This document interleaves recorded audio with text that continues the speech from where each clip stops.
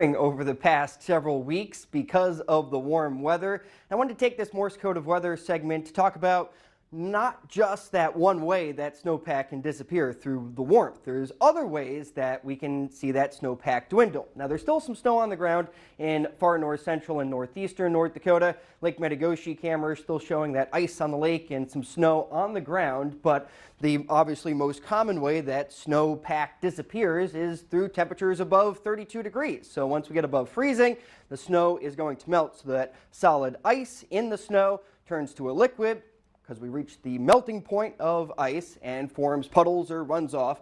But actually, snow can melt with sunshine even when temperatures are slightly below 32 degrees. That direct solar radiation warms surfaces like pavement or roofs, darker surfaces above freezing, and that causes melting of the snow from below or at the edges. But that still causes the snow to turn into liquid and form puddles or runoff, but there can be a process where that snow goes directly from ice crystals, solid, to water vapor gas without passing through the liquid phase, and that's called sublimation. So it's the direct phase transition of the solid ice crystals into gas, that water vapor, skipping the liquid melting phase. That's driven by sunlight, low humidity, and wind, allowing snow to disappear even when temperatures are well below freezing.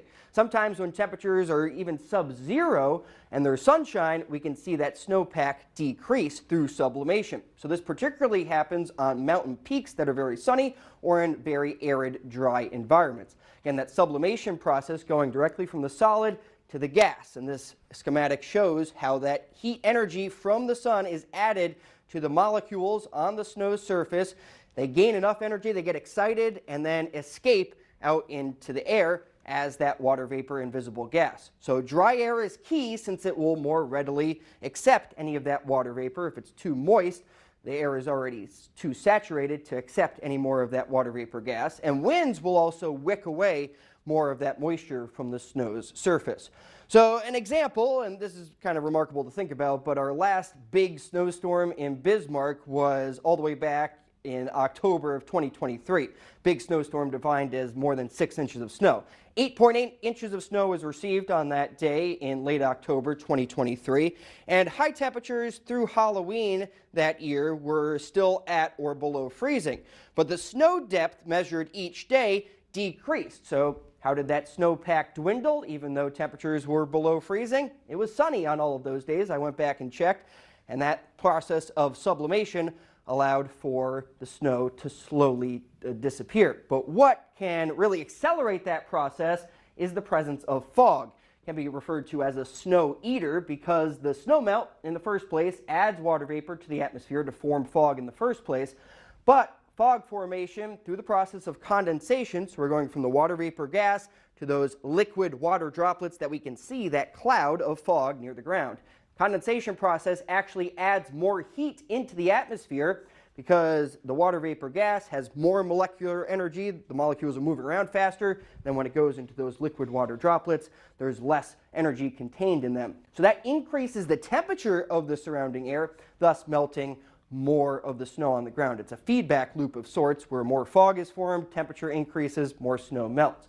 So let's talk about snowpack compaction as well, because as that snow adds up on the ground, as it stays there longer, it's going to weigh down on itself, and that amount of snow on the ground is going to decrease. So snowflakes come in a variety of shapes and sizes, but with the big fluffy dendrites, when that snow is light and fluffy, that snowpack on the ground can be 90% air, with all of the pockets in between those snowflakes adding up.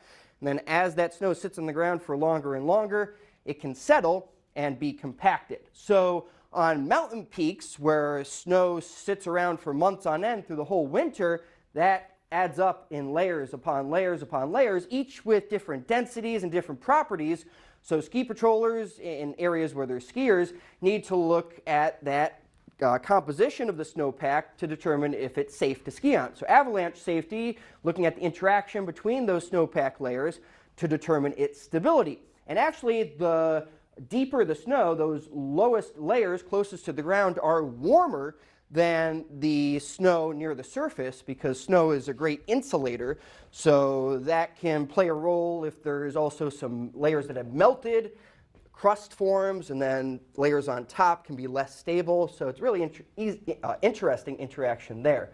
But going back to just how it can disappear with sublimation, the fog component, and then just with the warmth that we've had melting away. It kind of sounded like some rivers on the streets over the past few days with that snow melting away quickly. That's so true, going the liquid phase, right? But with the fog, how many days have we had fog because of all that water vapor turning into condensation? All right, Jacob, thank you so much for that. We'll be right back after this.